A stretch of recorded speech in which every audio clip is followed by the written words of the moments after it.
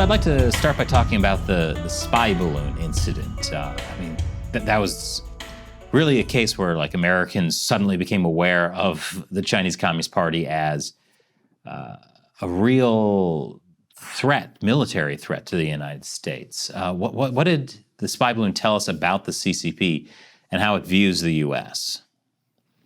Well, simply, they don't really care about rules, and they also are trying to test us and see what our resolve is in dealing with their gray zone warfare, where they try to do things in a way just below war, but still are conducting activities that help them should war occur. That balloon was flying over many strategic sites throughout the United States, and unfortunately, the U.S. government didn't say anything about it until somebody in Montana looked up and said, "Oh, there's a balloon.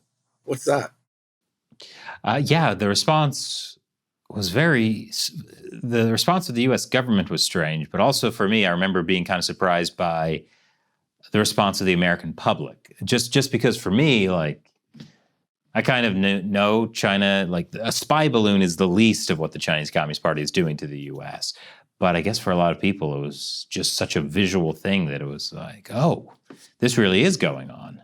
Well, as they say, pics or it didn't happen. Sure. And I think that there's another reason, too. The U.S. government seemed to have not wanted anyone to notice it because Secretary of State Blinken was about to leave to Beijing to meet with his best buddy, Xi Jinping. And that kind of messed up his trip. And now we're seeing him getting ready to go again. And I think that's probably related to the fact that the FBI hasn't released anything about this balloon. Do you think that the spy balloon incident for U.S. Secretary of State Blinken, is that embarrassing or is it leverage? No, it was embarrassing because, the State Department in general, is all about talking most of the time. And in this case, Blinken and his group of folks want to really talk to the Chinese leadership and show that they're thawing out the relationship. But these incidents continue to occur and cause bumps in the road. Now, I'm thinking that perhaps the reason why the FBI isn't releasing anything, because then the whole issue will be regenerating and people will be talking about it again. And frankly, I don't think Blinken wants anybody to talk about it and wants it to go away. Do you think the reason why we haven't found out what is in the debris of the spy balloon, do you think it's being purposefully throttled by the U.S. government? I think it's being purposely delayed. Clearly, the moment they had pieces of those objects in their hands, it's very clear what they were.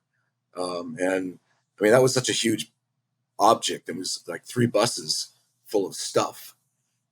And clearly they know that it was intelligence collection and all the associated parts of that system. And I don't understand why they don't do it. But I suspect the reason is because they don't want to reignite. And the Chinese government has been clear about not telling us to stop talking about this topic. That's what they've been directing our government to do. So I don't know if this is me just being crazy pants or if this makes sense, but wouldn't it be better for the U.S. public and the media to be talking about this as Blinken goes to China? Because then Blinken can demand more concessions from the CCP because there's that public pressure and scrutiny. That would make sense in a normal world, but I suspect that one of the conditions that China has made for Blinken is to make sure that the whole topic is not brought up again. And if it is brought up, then he won't be able to see Xi Jinping. In other words, it's a means to keep the information out of the public view. Yeah, I think this is a serious weakness with the Biden administration approach to China. When Biden was running, he promised an era of relentless diplomacy. And while that sounds good on paper, clearly what the CCP sees is that if the Biden administration wants diplomacy, that means they want to have talks with high-level Chinese officials. They have been cutting off that access and really using, somehow the Communist Party has used diplomacy as leverage against the U.S. If you want to talk to us, don't say any of the things that we don't want. And that just seems so backwards. I mean, that's the definition of diplomatic warfare, and that's part of their overall unrestricted warfare.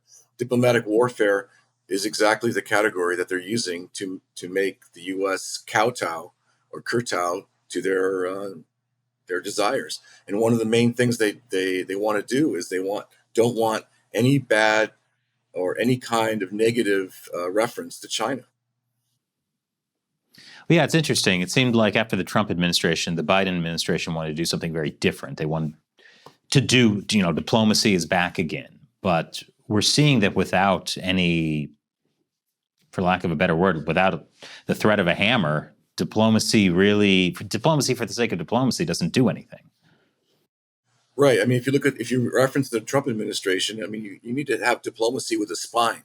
In other words, you need to be able to say, you need to be able to walk away from negotiations and feel like you're in a better position. You should never go into a conversation in a weak position. And every time that we attempt to talk to China, it seems like we're being told by China the conditions under which we will talk to them. They're telling us how to behave, which is a weak position. Didn't it come out that there was at least one spy balloon that came across the U.S. during the Trump administration, though? Yes, but the Biden administration was kind of fuzzy about the details.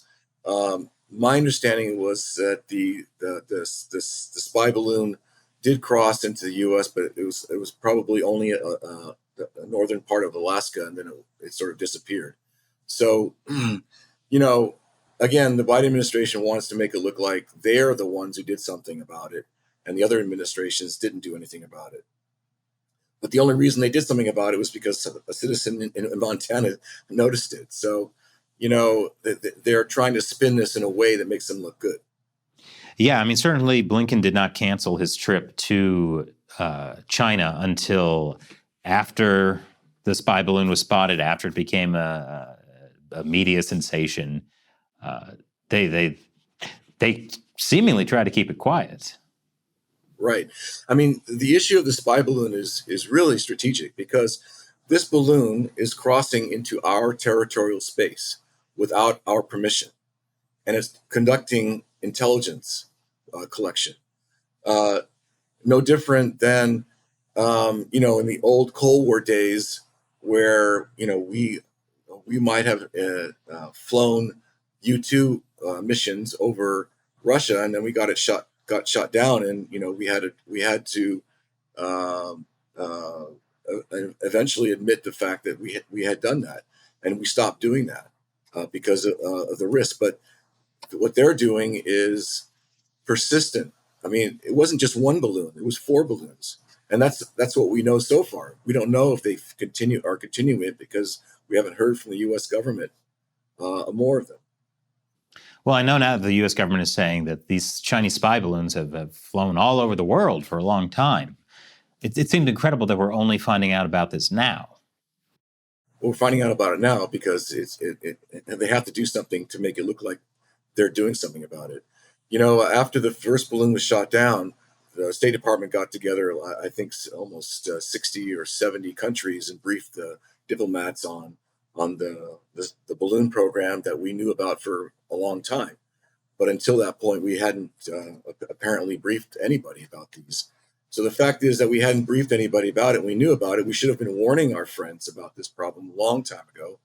And, we kind of forced the hand. Now, I think that one of the things that's going on, though, is that maybe the balloons have stopped for a while so that they're not an embarrassment and so that Blinken can come. But I think it's contingent on the fact that the FBI does not publicize anything until perhaps after Blinken gets back. Or even if they do publicize it, it'll be very minimal about the information associated with it.